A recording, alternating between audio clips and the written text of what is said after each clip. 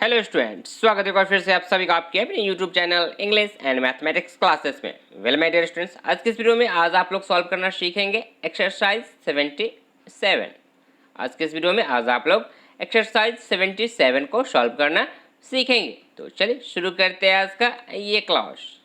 देखिए मेरे प्यारे विद्यार्थियों, आपके स्क्रीन पे यहाँ पे सबसे टॉप पे सबसे स्टार्टिंग में आपको दिख रहे हैं एक कलर किए हुए सेंटेंस। ये है मेरे प्यारे विद्यार्थियों इसके डायरेक्शन और नीचे दिए गए हैं कुछ सेंटेंसेस। तो चलिए पढ़ लेते हैं इसके डायरेक्शन को और पता कर लेते हैं जो नीचे सेंटेंसेस आपको दिख रहे हैं ना, इन सेंटेंसों का करना क्या है। पढ़िए, डायरेक्शन में कह रहा है चेंज। चेंज मीन्स क्या होता है मेरे प्यारे विद्यार्थियों? बदलना। तो आपसे कह रहा है बदल दीजिए किसे? तो ये जो सेंटेंस नंबर 1 2 3 4 इस तरीके से आपको आगे और भी सेंटेंसेस दिखेंगे, उन सेंटेंसों को कह रहा है आपको बदल देने के लिए। क्या करना है? बदल देना है। चेंज किसमें बदलना है? तो आगे कह रहा है change the following into indirect speech. किसमें बदलिएगा? तो कह रहा है इनडायरेक्ट स्पीच में बदल दीजिएगा। डैट मीन्स कि जो सेंटेंस 1 2 3 4 और मैंने क्या कहा आपको आगे और भी सेंटेंसेस दिखेंगे, वे सब के सब क्या है मेरे प्यारे विद्यार्थियों? ये सब के सब हो गया डायरेक्ट स्पीच और इसका क्या करना है आपको? इनडायरेक्ट स्पीच बताना है। तो चलिए पढ़ लेते हैं सेंटेंस नंबर 1 को और देख लेते हैं क्या होता है इसका इनडायरेक्ट स्पीच। पढ़िए, सेंटेंस नंबर 1 पढ़े तो कह रहा है he said I want to stay here this morning. He said I want to stay here this morning. तो मेरे प्यारे विद्यार्थियों, इसका जो इनडायरेक्ट स्पीच हो जाएगा वो हो जाएगा ये। देखिए आपके स्क्रीन पे ये रहा। पढ़िए, कह रहा है he said that he wanted to stay here this morning. Sorry, not this morning, that morning. इसका जो इनडायरेक्ट हो गया वो क्या हो गया? He said that he wanted to stay there that morning. अब जो चेंजेस आ गए ना, क्या क्या चेंजेस हुए, क्योंकि डायरेक्ट से आप इनडायरेक्ट देखें तो बहुत सारे अलग अलग बातें हो गई है। क्या क्या बातें हुई? तो फर्स्ट हुई है कि इन्वर्टर कॉमा भी नहीं दिख रहा आपको। इनडायरेक्ट में दिख रहा है क्या? नहीं दिख रहा है ना। इनडायरेक्ट में आपको इन्वर्टर कॉमा भी नहीं दिख रहा है। इसके अलावा आप देख सकते हैं कि यहाँ पे डैट ऐड किया कर दिया गया है, यहाँ पे ये ही है, वांटेड हो गया। तो बहुत कुछ बदल गया है। डैट मीन्स कि परिवर्तन काफ़ी कुछ आ गया है। कैसे? तो देखिए अब मैं आपको बताता हूँ कि आखिर ये चेंजेस कैसे कैसे आ गए। ये डैट कैसे कहाँ से आ गया, ये ही कहाँ से आ गया, ये वांट से वांटेड क्यों हो गया। नहीं, ये सब मैं आपको बता रहा हूँ एक एक करके। देखिएगा यहाँ देखें तो ही यहाँ तक तो कोई सब्जेक्ट में कोई चेंज नहीं है, सही है। शेड तो शेड वैसे ही है, नो चेंज, कोई दिक्कत नहीं। यहाँ पे देखें तो लिखा हुआ है डैट और ऊपर था यहाँ पे इन्वर्टेड कॉमा। ये क्या है? तो ये मेरे प्यारे विद्यार्थी याद रखिएगा कि ये जो इन्वर्टेड कॉमा है ना, मैंने जैसे पहले कहा था ना कि ये इन्वर्टेड कॉमा जब हटाते हैं तो क्या करते हैं? डैट का यूज कर लेते हैं। ये बात क्लियर कि जब इन्वर्टेड कॉमा हटाइएगा तो क्या कीजिएगा? डैट का यूज कर लेते हैं। डैट मीन्स कि डायरेक्ट में इन्वर्टेड कॉमा होता है, इनडायरेक्ट में इन्वर्टेड कॉमा को हटाकर क्या करते हैं? डैट का यूज कर लेते हैं। एक बात तो ये, तो डैट का बात समझ में आ गई आपको कि डैट यहाँ पे क्यों यूज हो रखा है, ये बातें क्लियर है। अगला देखें तो यहाँ पे लिखा हुआ है ही और जबकि ऊपर में लिखा हुआ है आई। तो मेरे प्यारे विद्यार्थियों याद रखिएगा, क्योंकि मैं ऑलरेडी कई वीडियो में, इससे पहले वाले वीडियो में बता चुका हूँ कि इसे कहते हैं रिपोर्टेड स्पीच का सब्जेक्ट। रिपोर्टेड स्पीच का सब्जेक्ट। और ये कैसा है? ये है फर्स्ट पर्सन सब्जेक्ट है। आई है कैसा? First person subject. तो ये जो है ना मेरे प्यारे विद्यार्थियों, रिपोर्टिंग वर्ब के सब्जेक्ट के अकॉर्डिंग, डैट मीन्स जिसे मैं घेर रहा हूँ इसके हिसाब से बदल जाता है। डैट मीन्स इसके अकॉर्डिंग ये बदल जाते हैं। तो इसलिए यहाँ पे लिख दिया गया है ही। इसके लिए रूल क्या होता है? तो रूल ये होता है, जैसे मैं आपको लिख के दिखा दूँ, यहाँ पे देखिएगा बिल्कुल नीचे में SON और नीचे लिख लेते हैं 1 2 3। अब इसका क्या मतलब है? तो पहले मैं इस लाइन घेर दो, लाइन घेर के तब बताता हूँ। देखिए 1 मतलब याद रखिएगा first person. 1 means first person और ये फर्स्ट पर्सन मेरे प्यारे विद्यार्थी ऊपर में लिखा हुआ S फॉर सब्जेक्ट। किसका सब्जेक्ट? तो रिपोर्टिंग वर्ब का सब्जेक्ट के अकॉर्डिंग बदल जाते हैं। डैट मीन्स कि नीचे जब 1 है ना, ये 1 मतलब रिपोर्टेड स्पीच का फर्स्ट पर्सन रिपोर्टिंग वर्ब के सब्जेक्ट के अकॉर्डिंग बदल जाएगा। तो सेंटेंस नंबर 1 पे आप फोकस कीजिए। देखिए यहाँ पे ये रहा रिपोर्टेड स्पीच का फर्स्ट पर्सन। आई क्या है? रिपोर्टेड स्पीच का फर्स्ट पर्सन है। ये बदल जाएगा रिपोर्टिंग वर्ब के सब्जेक्ट, जो कि यहाँ पे क्या है? ही है। तो इसके अकॉर्डिंग, तो इसलिए यहाँ पे ये ही लिख दिया गया है। ठीक है। और यदि सेकेंड पर्सन, अब नीचे थोड़ा नीचे देख लीजिए फिर से, यदि टू मतलब सेकेंड पर्सन, यदि सेकेंड पर्सन आ जाएगा तो ये बदल जाएगा ऑब्जेक्ट के अकॉर्डिंग। और थर्ड पर्सन आ जाएगा तो ये नो, N फॉर नो याद रख लीजिएगा, नो चेंज होगा, इसको चेंज करने की ज़रूरत नहीं है। तो ये बातें तो हो गई। अब आपको यहाँ पे ही का मतलब भी समझ में आ गया होगा कि ये ही कैसे यूज़ किया गया। ठीक है। अब इंपॉर्टेंट बात है, मतलब कि अभी तक तो इंपॉर्टेंट बातें हो ही रही है, बट इससे अब सबसे ज़्यादा इंपॉर्टेंट बात ये है मेरे प्यारे विद्यार्थियों कि याद रखिएगा कि जब कभी भी ये जो रिपोर्टिंग वर्ब है ना, जैसे मैंने घेर दिया, ये पास्ट टेंस में यदि हो, जैसे कि यहाँ पे ये सेट किस में, ये पास्ट टेंस में, याद रखिएगा सेट जो है ये किस में है, ये पास्ट टेंस में है, ठीक है। तो रिपोर्टिंग वर्ब यदि पास्ट टेंस में हो तो कहा जाता है कि जो रिपोर्टेड स्पीच, जिसे मैं अब अंडरलाइन कर रहा हूँ मेरे प्यारे विद्यार्थियों, ये I want to stay here this morning, ये इसके टेंस में ना परिवर्तन आ जाता है। क्या आ जाता है? परिवर्तन आ जाता है।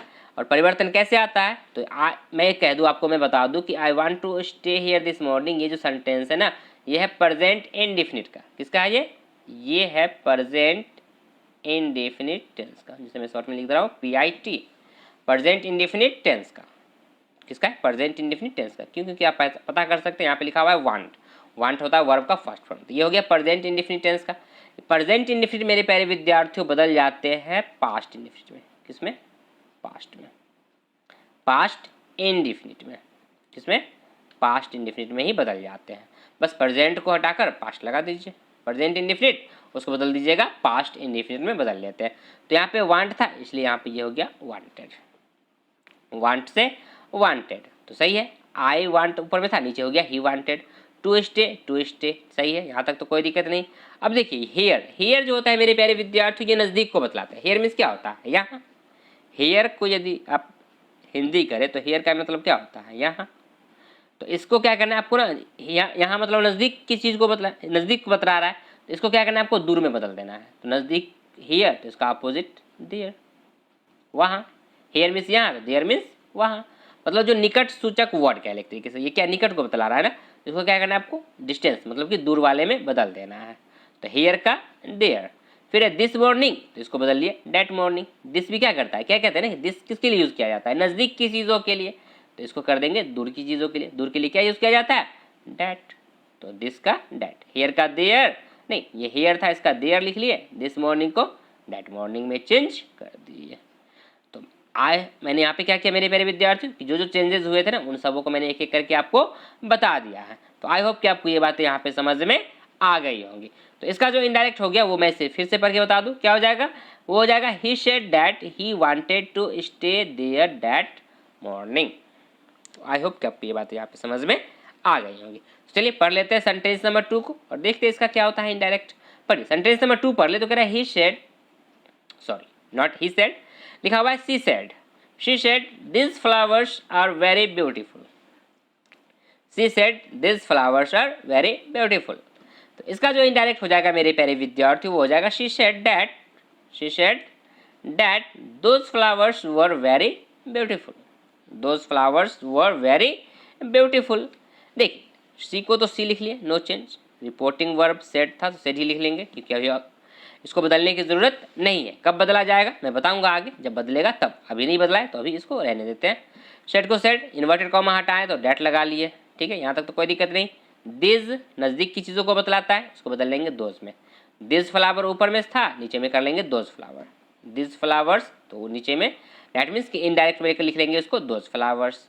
ऊपर में था लिखा हुआ वर्ब के तौर पे आर, तो जब इनडायरेक्ट बनाइएगा तो लिख लीजिएगा वर। नहीं, आर इज एम आर रहता है तो क्या करते हैं वाज वर में चेंज कर लेते हैं। तो चूंकि दिस फ्लावर प्लूरल तो दोज फ्लावर्स भी प्लूरल ही है, इसलिए यहाँ पे हो गए वर। इज एम आर के बदले वाज वर, तो यहाँ पे हो गए वर। बाकी वेरी ब्यूटीफुल तो वेरी ब्यूटीफुल, जैसे ऊपर था वैसे ही नीचे। तो ये हो गए। इसको पढ़ लेंगे क्या? तो पढ़ लेंगे she said that those flowers were very beautiful. तो आई होप कि आपको ये बातें यहाँ पे समझ में आ गई होंगी। सेंटेंस नंबर 3 पढ़ ले। तो कह रहा है they said to her we shall see you tomorrow, we shall see you tomorrow. अब इसका जो इनडायरेक्ट हो जाएगा मेरे प्यारे विद्यार्थी वो हो जाएगा दे टोल्ड हर। देखिए they told her that they should see her the next day. अब देखिए यहाँ पे क्या क्या चेंजेस हुआ है। तो दे को तो दे लिखा हुआ है, नो चेंज। शेड बदल गया टोल्ड में। अब देखिए चूंकि मैंने कहा था ना कि जब बदलेगा तभी बताऊंगा, तो यहाँ पे अब तो बदल गया। तो याद रखिएगा मेरे प्यारे विद्यार्थियों की जो रिपोर्टिंग वर्ब है ना ये सेड, इसके बाद यदि ऑब्जेक्ट हो, जैसे कि यहाँ पे ऑब्जेक्ट ये हर है, हर यहाँ पे क्या है ऑब्जेक्ट है। तो रूल ये कहता है कि जब रिपोर्टिंग वर्ब के बाद ऑब्जेक्ट दिया हो तो शेड बदल जाता है टोल्ड में, इसलिए यहाँ पे ये शेड बदल गया टोल्ड में। याद रख लीजिएगा रिपोर्टिंग वर्ब के बाद ऑब्जेक्ट होना चाहिए, जो कि यहाँ पे क्या है हर है। हर ऑब्जेक्ट है, इसलिए ये टोल्ड में बदल गया। ठीक है, तो लिख लेंगे सेंटेंस इनडायरेक्ट में हो जाएगा दे टोल्ड हर। यहाँ तक तो कोई दिक्कत नहीं, डैट यूज़ कर लिए, इन्वर्टर कॉमा हटा दिए। तो अब अगला देखें तो यहाँ पे वी था, वी फर्स्ट पर्सन प्लूरल होता है, तो फर्स्ट पर्सन बदल जाएगा इस दे के अकॉर्डिंग। नहीं, तो इसके बदले क्या कर लिए, दे लिख लिए, दे के साथ शुड लगा लेंगे। दे should see her the next day. अब ये द नेक्स्ट डे कहाँ से, तो देखिए तो ऊपर में लिखा हुआ है टुमारो। और हाँ, एक बात और मेरे प्यारे विद्यार्थियों, मैंने बताया था ना लिखकर SON, क्या लिखकर मैंने बताया SON। तो मैंने कहा था कि सेकेंड ये ना आता था ना 1 2 3, तो 2 के सामने क्या लिखा हुआ था ओ फॉर ऑब्जेक्ट। तो अब इसका यूज़ आ गया, देख लीजिए यहाँ पे ये जो यू है ये क्या है, यहाँ पे ऑब्जेक्ट है। नहीं, तो ये बदल जाएंगे, और ये कैसा है सेकेंड पर्सन है, यू कैसे होते हैं सेकेंड पर्सन, तो ये बदल जाएंगे मेरे प्यारे विद्यार्थियों किसके अकॉर्डिंग, इसके अकॉर्डिंग, हर के अकॉर्डिंग।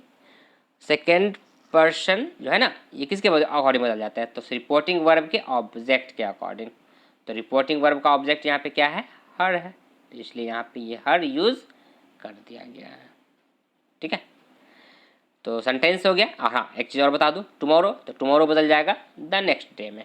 टुमारो को आप क्या लिख सकते हैं, द नेक्स्ट डे लिख लीजिए, या फिर द फॉलोइंग डे भी लिख सकते हैं।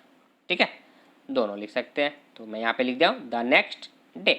तो इनडायरेक्ट हो गया, दे told her that they should see her the next day. Sentence number 4 पढ़ ले, तो कह रहा है he said I am going away tomorrow. इसका जो इनडायरेक्ट हो जाएगा वो हो जाएगा he said that he was going away the next day. अब यहाँ पे देखें तो फिर से ऑब्जेक्ट गायब हो गया, रिपोर्टिंग वर्ब के बाद ऑब्जेक्ट नहीं है, तो सेड को नीचे फिर से वैसे ही सेड लिख देंगे। तो लिखा हुआ ही सेड, फिर डैट लगा दिया, डैट पता है इन्वर्टर कॉमा हटाते हैं तो डैट का यूज़ कर लेते हैं, डैट लग गया। ये आई फर्स्ट पर्सन, ये बदल जाएगा किसके अकॉर्डिंग, इसे ही के अकॉर्डिंग, नीचे ही लिख दिया गया है। और मैंने पहले कहा ना कि इज MR बदल जाते हैं किसमें, वाज वर्ब में, तो ये यहाँ पे वाज लिख दिया गया ही के साथ वाज।